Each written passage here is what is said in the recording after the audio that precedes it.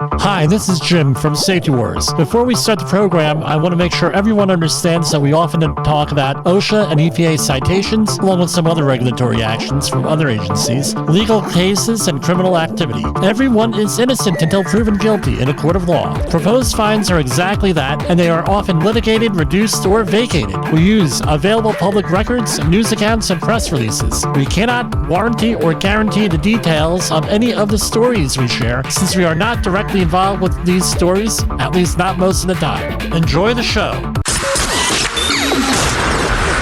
This show is brought to you by Safety FM.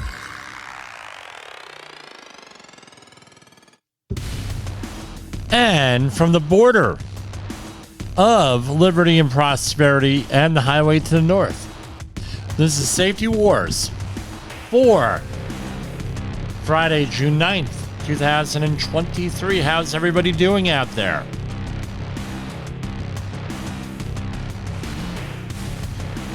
Yes, I'm clean shaven today. Someone mentioned it last night on the last night. I got these emails. Dude, you were not clean shaven.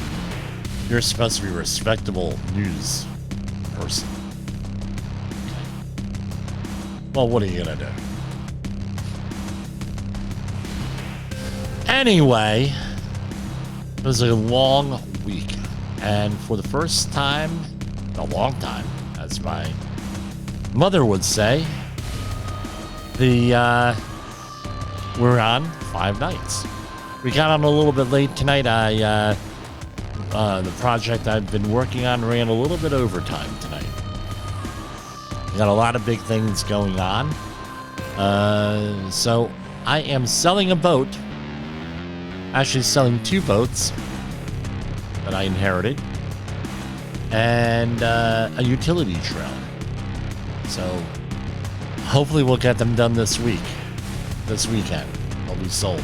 Got them on Facebook Marketplace. If you're up in the metro New York area, drop us a line, 845-269-5772, if you want to find out where you too can have a boat and a utility trailer. Utility trailer I'll probably end up donating. But anyway, how was everybody's week here? Did we have a nice, safe week? I hope so. A lot of stuff going on today. Now, I don't really want to get into the whole political thing. Everyone's been talking about it all day long, right? So we had a situation here with President Joe Biden and one of his companies, and the other one was with former President Donald Trump getting indicted and everything else. And, it was, I don't know. We knew this indictment was coming down with both of them, right? And so what's amazing is that they both had legal issues on the same day. So, I don't know. So you had, on one side of the aisle, right, you had Trump with the documents and everything else, allegedly classified, not classified, and everything else. Then on the other hand, one of Biden's situations happened, with the president and one of his companies and with his people and everything else. I don't know. It's just crazy out there. No, and sort of like that expression, right? Everyone fiddles around while Rome burns. That's all I'll say on that. We got big problems in this country. We have big problems in the West. We can't afford any distractions. We need to keep on going forward with what we're doing. And as I said in my political days, it's all a game of distraction. Keep your eye on the ball. Keep your eye on the ball. If you have a bad day, realize that the sun will come out tomorrow. As Judy Garland used to say. And people are like, who the heck is Judy Garland? Well, there was a movie called The Wizard of Oz Somewhere Over the Rainbow, right? You might have heard of that song. But a lot of parents don't even let their kids watch The Wizard of Oz anymore. It's too scary. I remember people, back in the day, it was an event before cable TV. It was an event. Oh, Wizard of Oz is going to be on. And the parents would have a watch party with the kids and scare the hell out of the kids. Some of those things. And get a good laugh at it. The mothers were in the kitchen. My mother didn't smoke, but one of her best friends did. So, and she never smoked cigarettes. It was like a mini cigar. Which comes to show, there's a lot of memes out there. Back in the 70s, people who were 45 years old looked like they were 75-year-olds today, like a 75-year-old would today. I wonder if it has to do with all that smoking that went on, the secondhand smoke and everything else. So onward to the OSHA national news releases. There's only one today, released late this afternoon. I think it's a little bit late here that we're reporting on this. I'm looking in the blog and on the internet, social media, blogosphere, and everything else. Right now I'm also looking at. Let's go on over to Air Now. Because I think that this whole smoke thing is over with. Even though they said it could go on until Monday or Tuesday, the Canadian smoke. airnow.gov. Do we have Doppler radar on the smoke? I am looking at the local map here.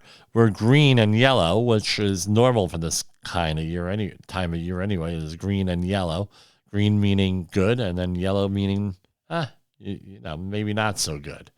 And I'm not being funny there. That's pretty much what it is. Green is good and yellow not so good.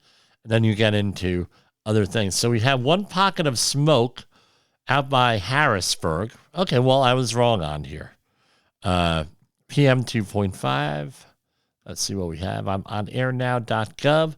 The time is now 8:24 p.m. Eastern Standard Time, or Eastern Daylight Time, EDT, on Friday, June 9th. So I am zooming out right now in the Northeast area, the Metro New York. Everything's looking good. But for PM 2.5, there's still a big spot up in Canada. And in the other side of Ohio, Indiana, Illinois area, southern Illinois. And I don't know, are they having forest fire issues up in Calgary over there? Because I'm seeing a lot of PM 2.5, that's particularly matter 2.5 microns, all the way up there. What I laugh about is some of the comments, like I got a call from a client that said, look, Jim, great program the other night on the dust and everything else. You explained it like no others. But what was the deal with the way that you described that? And I said, well, how did I describe what was so unique about it? She said, well, I don't know. Not too many people who, unless you grew up in the 70s, 80s, and early 90s, not too many people would have gotten the reference with the, mirror and the razor blade and everything else. I didn't know what to think. I was confused. I was like, is he really talking about this? Is he talking about something else? Well, what's going on? Blah, blah, blah, blah, blah. And, there was like confusion. It's pretty funny. So, now, big announcement, right? This is a Safety Wars exclusive. I don't know why I didn't start out with this. Safety Wars exclusive. Where is my music for Safety Wars exclusive? Hold on. Safety Wars exclusive. I will be on Coast to Coast AM with Ian Punnet on Saturday morning, or Saturday night / Sunday morning. It's going to be 1 a.m. Eastern Standard Time, right? That's New York time. So we're going to be talking about the East Palestine, Ohio project out there with the with the train wreck that happened back in February. And right now, I believe they're going to call it on the emergency response aspect on this, if they haven't already. And they're going to be going on to the ongoing site recovery and site characterization, some of the recovery. There are a whole bunch of lawsuits out there that we're going to talk about. I might be doing a special program this weekend on this. I don't know. I have loads of data to go through. They have sample data and everything else. And plus, me and Jay Allen were laughing a little bit about this. I got a phone call today that I am writing a HAZWOPER, health and safety plan, for an archaeological dig. So there is a project in the metro New York area where they are digging, they're doing an archaeological dig because the hazardous waste site, the not abandoned, but the hazardous waste site that has ongoing remedial activities on it is built on top of a Indian settlement or Native American settlement, right? An old one, and they think that there may be something there. And when he mentioned the site, I said, you know what? First time I ever read about that site was like in the 1970s, where they had my father, I remember distinctly, my father was like, hey, they're doing an archaeological dig at this thing up here and everything else and in this area. And it wasn't this site, but it was in the same neighborhood as that site. And long story short, now we're doing another archaeological dig in that area, and I'm slightly involved.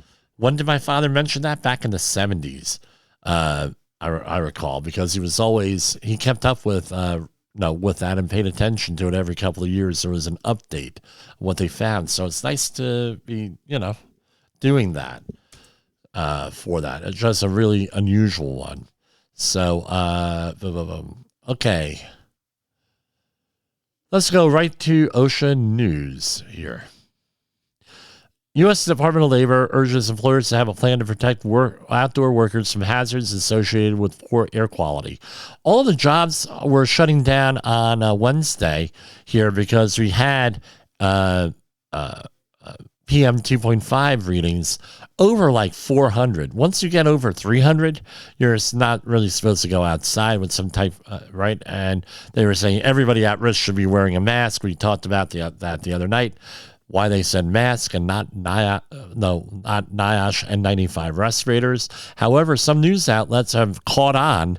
I would like to think it's because of this program, or some of the programs through this have caught on that NIOSH respirators will protect you more than a mask, right? But the thing is, if you're having respiratory issues, and chances are you're not going to be able to wear a respirator. If you have respiratory issues, you have asthma, or some other thing. That's why you need a medical evaluation. And that is why during COVID, employers are handing out masks and not respirators in a lot of cases. Because once you end up having to hand someone an N95, a NIOSH rated respirator, what do you need to do? Even if it's on a voluntary basis, you have to make sure the person is trained, medically capable of wearing it. And, I'm not going to beat a dead horse with, my story on that whole thing at my mother-in-law's funeral. But anyway, it's, okay, I'll say it. All right. Guy put on a mask at my mother-in-law's funeral, one of the pallbearers, and he dropped the coffin. Okay, that happened. But anyway. So OSHA has a comprehensive website with safety tips and resources to help employers and workers reduce the exposure to smoke during wildfires. At the same time, the National Institute for Occupational Safety and Health offers resources for outdoor workers exposed to wildfire smoke. My question is this. What's the trend we're looking at here? What is the trend? The trend that I'm looking at here, and the question that we have to mention now, is if you're going to be exceeding an air quality index, right? We had mentioned 300 what the index is, just an index that Plus, the government says don't go outside. And if you're 0 to 50, you're fine on that index. And 51 to 100, you're fine. And then it goes on and on. It doesn't matter what the numbers are. Now that people are a little bit educated, my question is this. How does, right, since the government, OSHA, only writes citations specifically on OSHA PELs, or in some cases, the lowest published exposure limit on things. And I know we won't go into that. It's a little bit of a deep dive I don't want to go into right now. With the National Ambient Air Quality Standards, if you're an outdoor worker, what do you do? So, in other words, if you have an air quality alert, are you now going to shut down your construction site for an air quality alert because you're over 300 or you're approaching 300 or 200? Is the employer going to be held responsible if they force you to work outside with unhealthy air, quote unquote unhealthy air, especially if you have a condition or you develop a condition, right? And now you can't work outside. So for review, National Ambient Air Quality Standards covers a couple of things, right? PM 2.5. Then it covers carbon monoxide, that's CO, carbon monoxide, sulfur oxides, right? SOx, nitrogen oxide, and carbon, sulfur, and ozone. 5 things. Right, and also lead is another knack, but they're only able to monitor in real time with 5 things. That means instantaneous. Then you plug those into a formula and you come up with the AQI index. All right, and my question is this. Now that people are informed, are they going to be like, well, look, we have an air quality alert day in the summer. We can't work outside. What's going to happen? The genie is out of the bottle now. If my 8-year-old daughter is asking questions about the air quality index, perhaps other people will. Right? I don't know. That's a question for us. So protective measures to reduce smoke exposure, according to OSHA, right? Relocate or rescheduling work tasks to smoke-free areas, reducing levels of physical activity, especially strenuous and heavy work, requiring and encouraging workers to take break in smoke-free places when possible. When possible, make accommodations for employees to work inside with proper HVAC systems, and providing or allowing the use of NIOSH-approved, again, they're not saying masks. OSHA is saying NIOSH-approved respirators for voluntary use when not otherwise required. When allowing respirators for voluntary use, employers must provide employees with the advisory information in Appendix D of OSHA's respiratory protection standard. Here we have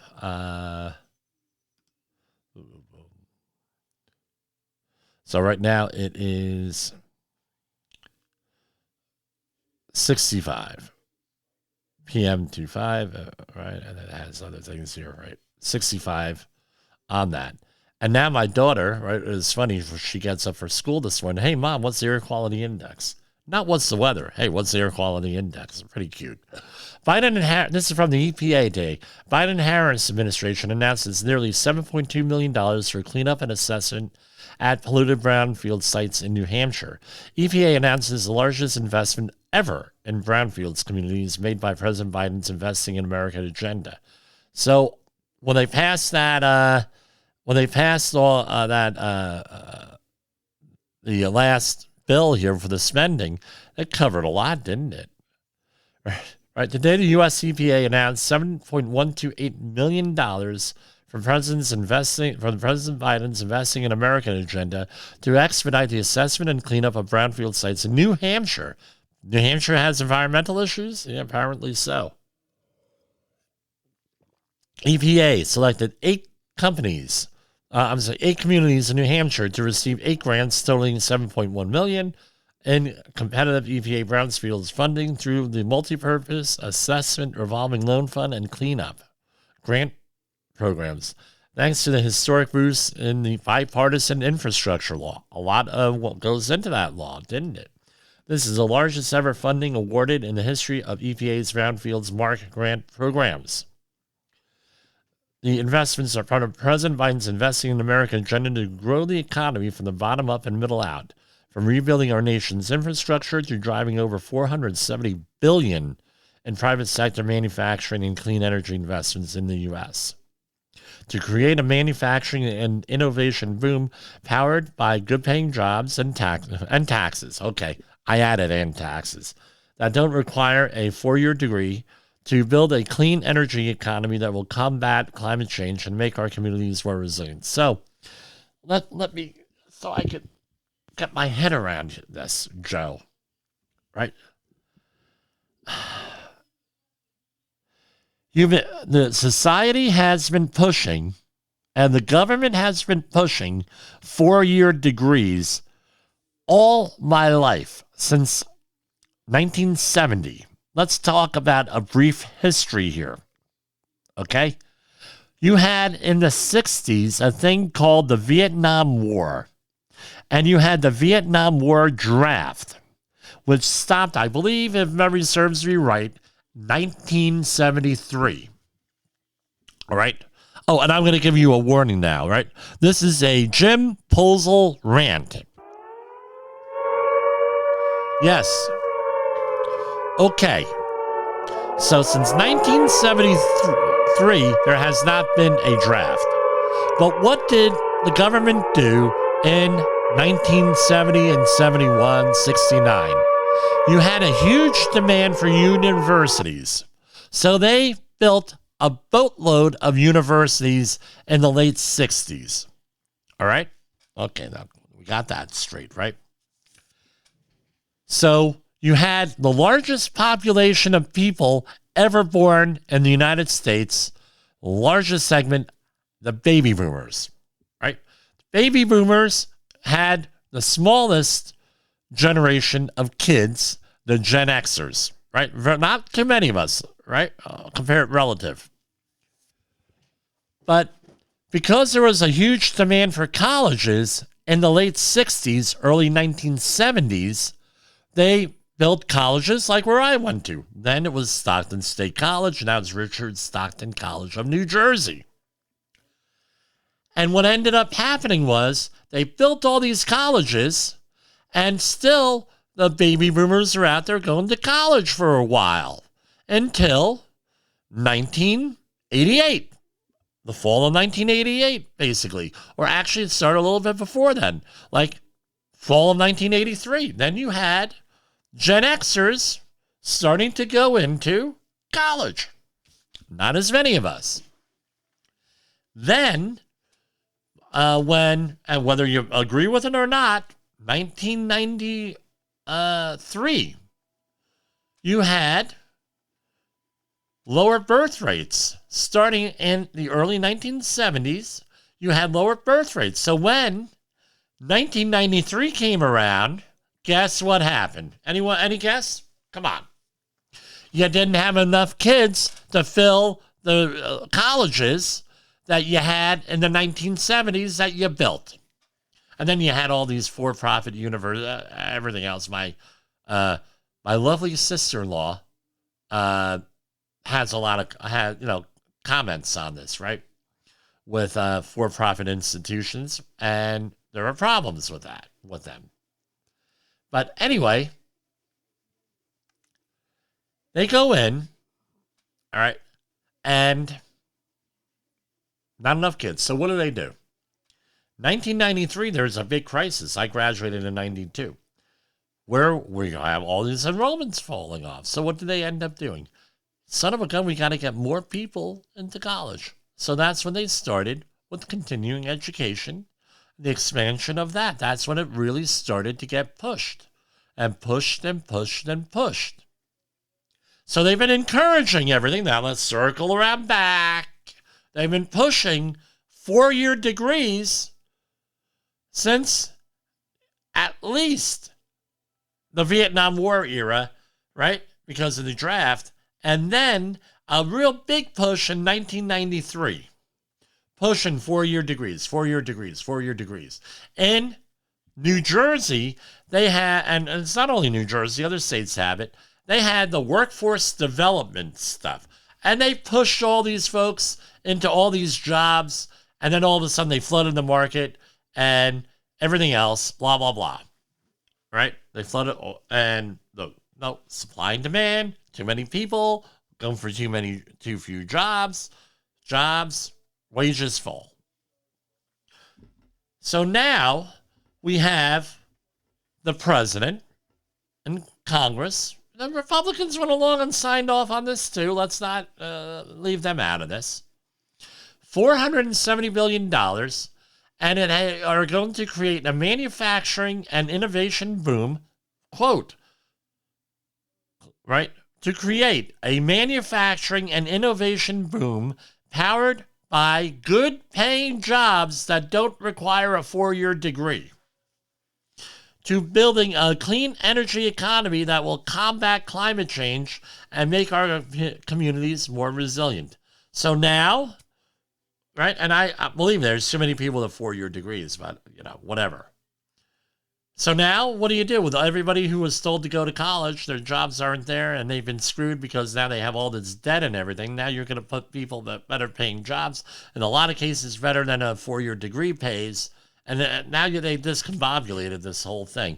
And this is what happens with government subsidies and non-organic things. I'm not against government investments, but this is what happens when you start dicking around with this stuff. Oh, yeah, I said it. Okay, good. When you start messing around with this stuff, you get bad results with the government managing this stuff over and over and over again. Yeah, do they have to manage things? Yeah, some things they got to manage. It's in everyone's interest, right? And we have the whole general welfare clause of the Constitution. I get all of that. But anyone, when's enough with this? EPA announces $52 million in a WIFIA loan to Pittsburgh Water and Sewer Authority. Water infrastructure projects slated to create 500 jobs in Pittsburgh. When combined with other funding sources, the WIFIA program has supported more than $38 billion for America's water infrastructure. Well, that's good.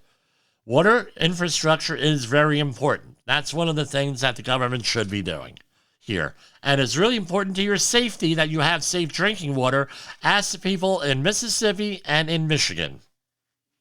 Right? When combined, right? So what is it?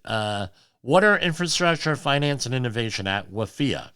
Here in Pittsburgh, decades-old water infrastructure threatens drinking water that is essential to healthy residents and thriving communities, said EPA Assistant Administrator for Water, Radhika Fox. EPA's $52 million WIFIA loan,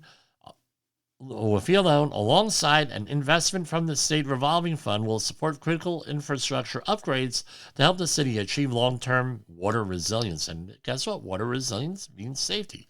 Under President Biden's Investing in America agenda, we're hearing that again, EPA, and that was all from the infrastructure funding we just talked about, under the bipartisan infrastructure law, to support the SRFs and water grant programs. Okay, great. Okay, good. Oh, I'm rip-roaring here, right? EPA to host virtual community meetings for Temple Terrace residents. This is in Temple Terrace, Florida.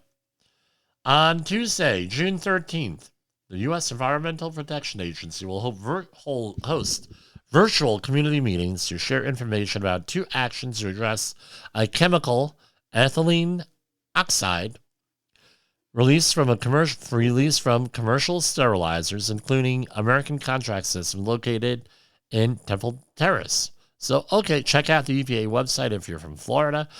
Sometimes, EPA Region 4, where is it?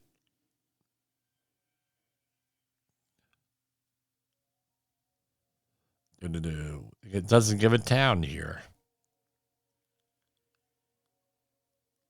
But anyway, if you know Temple Terrace, Florida, it's Florida. So check out the EPA website. You may just want to sit in on this anyway with this. Find out what's going on. EPA announces winners of the Pollution Prevention Works, the storytelling challenge for students. Today, the U.S. EPA announced the winners of the Pollution Prevention Works, the storytelling challenge for students.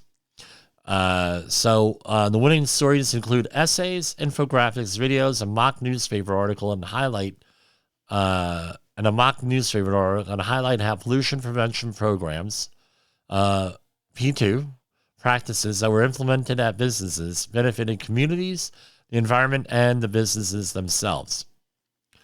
More than 50 high school and college students from across the nation submitted stories for consideration. To be honest with you, I'm a little bit offended here. We don't have to be making up stories for how pollution prevention practices benefits communities and everything else. There's a lot of documented stuff out there. There's a lot of when they call it a storytelling, that's like fiction. There's a lot of very important ways that right. You don't have to make things up. It's always a good thing. Pollution prevention is a great thing. Right? And as that T-shirt says, recycle, reuse, renew, and rethink. It is exciting to celebrate these students that will help shape our future with their stories. Now, this is worth mention here with these children here. Anyone local here? One person, I believe it's a female, Aaron Harkawa from Watchung, New Jersey, Texas, Maine. I'm going to mention Baldwin School in New York. So here we have Sharia Dagalu. They won $5,000. Stuyvesant High School in New York, creating a video that focused on the Ravenswood Generating Station in Long Island City, New York. I've been there. The video details efforts to reduce toxic chemical emissions at the facility and improve the health of 1.2 million people who live within 3 miles of the plant, including many low-income and minority residents. Annalise Persuad, Francisco Sorrell, Jasmine Tion Smith, Samaya Lindo Smell, and Jordan Fiera. Again, I'm going to post this from Baldwin School, New York, created a mock newscast that highlights P2 practices implemented at the Ravensburg, the Ravensburg generating station in Long Island City, New York. I guess they had it in there, both people here. Noah Arbunkel, Lincoln Academy, Maine, created a video that features the semiconductor manufacturing company Global Foundries and the P2 activities implemented at its facility in Essex Junction, Vermont. The video describes activities to reduce releases of chemicals on the TRI list, including toxic release inventory list, including ethylene glycol, fluorine, hydrochloric acid, and ammonia, resulting in reduced impacts on the environment, especially on local waterways. Teacher Singh happened from Michael E. DeBakey High School for Health Professions, Texas, created a video that illustrates P2 practices implemented at the Darnang Milk Manufacturing Facility in Fort Worth, Texas. The video explains how Danone reduced its nitric acid releases, benefiting local communities. So, nitric acid in all likelihood is being used to clean something there. But with this one, from the Baldwin City, New York people, mock newspaper reporter interviews students playing a host of characters, including local residents, and a science about how P2 improvements positively impacted the public and environmental health. I tell you what, $5,000. We had 3 people win second place for $2,500. Angela Zahn for Logan High School, Utah. Kevin Zhang for North Carolina School of Science and Math. Tahmina Amu And then third place from Fairfield University in Connecticut. And then in third place for $1,500. They don't mention what the process. I'll mention them all, right? Najura Trevilla from West High School, California. Kala Shush from Natrona County High School, Wyoming. Aditi Adapala, Lynbrook High School in California. Joseph Vartash from Sameli Academy in California. Miranda Moreno, Jesus Moreno. Stephanie Duran Rios, Vanessa Martinez, and Carolina Naranjo from Gary High School in California. I already mentioned Ren Harkawat from Washington Hills Regional School in New Jersey.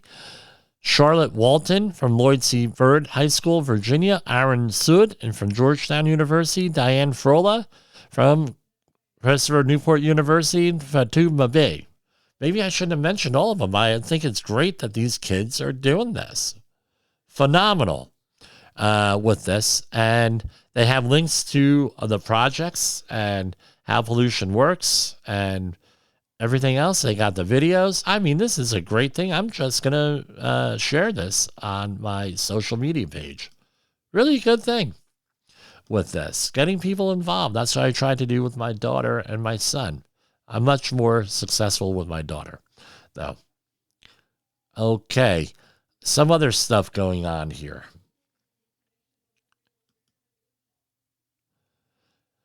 Now, we're probably going to do a program tomorrow because we started late and I'm rambling on and on here. So, Boris Johnson, right? The former Prime Minister of Britain. All right, let me get the story up here.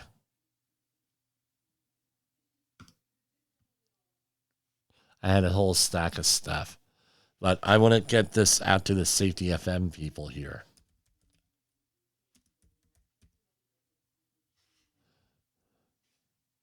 So Boris Johnson resigned today from Parliament, right? They're working a parliamentary system in Britain there, right? And what happens is they elect someone from the interior there, as I understand it, from the system, from Parliament to become, right, with the majority party in there to become Prime Minister and everything else. So this is from AP News. Former UK Prime Minister Boris Johnson shocked Britain on Friday by quitting as a lawmaker after being told that he will be sanctioned for misleading Parliament. He departed with ferocious tirade at his political opponents and his successor, Rishi Sunak, that could blast open tensions within the governing Conservative Party. Johnson resigned after receiving the results of an investigation by lawmakers into misleading statements made to Parliament about Partygate, a series of rule-breaking government parties during the COVID-19 pandemic. In a lengthy resignation statement, Johnson accused opponents of trying to drive him out and hinted that his roller coaster political career might not be over yet. Now, how does this relate to, they're like, okay, well, no, what is this here, Jim? All right, so let me go on with this rant here. All right, and again, you're going to get another rant.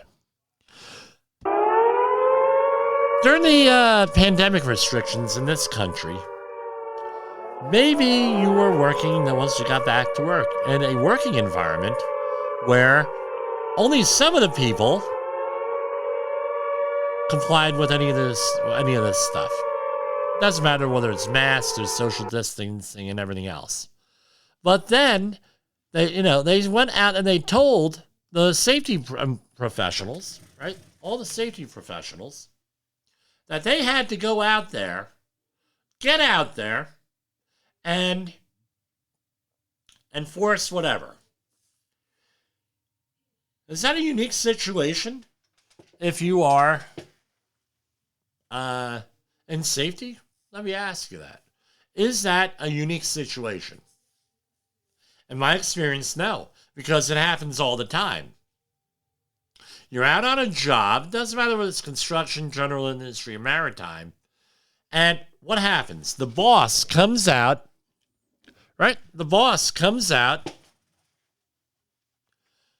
with without a hard hat on, without safety glasses on, without PPE on, without following a procedure. I've had people go in to a confined space, a permit-required confined space for nothing because they're the boss. And now the workers have to do it, and now you look like a not-so-nice person because you're telling the worker to do X, Y, and Z. Boss isn't doing X, Y, and Z. The boss isn't really a safety leader, for lack of a better word. Now, here we have a situation over with government officials in Great Britain that apparently, allegedly, again, they're innocent till proven guilty, doing the same thing. And then what happens?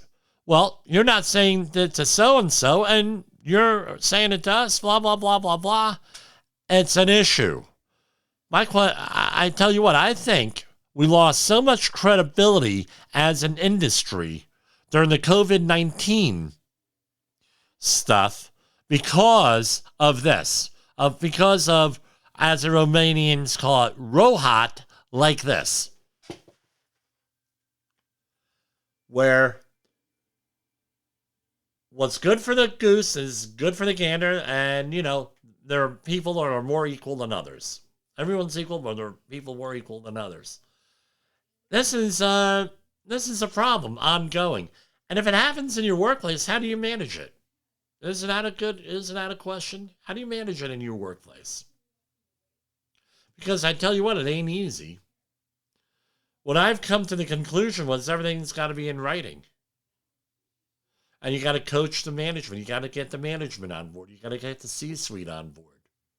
Because they're the ones who, right, that enforce that. And usually the managers that do that are also in charge of your pay. So you get into a very awkward position telling the person who's in charge of your pay to do something. It ain't a good situation is my point. So I will be seeing everybody probably this weekend. I'll try to pop on for a broadcast. We'll see what happens. For Safety Wars, this is Jim Posel. The views and opinions expressed on this podcast are those of the host and its guest and do not necessarily reflect the official policy or position of the company. Examples of analysis discussed within this podcast are only examples. They should not be utilized in the real world as the only solution available, as they are based only on very limited and dated open source information. Assumptions made within this analysis are not reflective of the position of the company. No part of this podcast may be reproduced, stored in a retrieval system, or transmitted in any form or by any means, mechanical, electronic, recording, or otherwise, without prior written permission of the creator of the podcast, Jay Allen.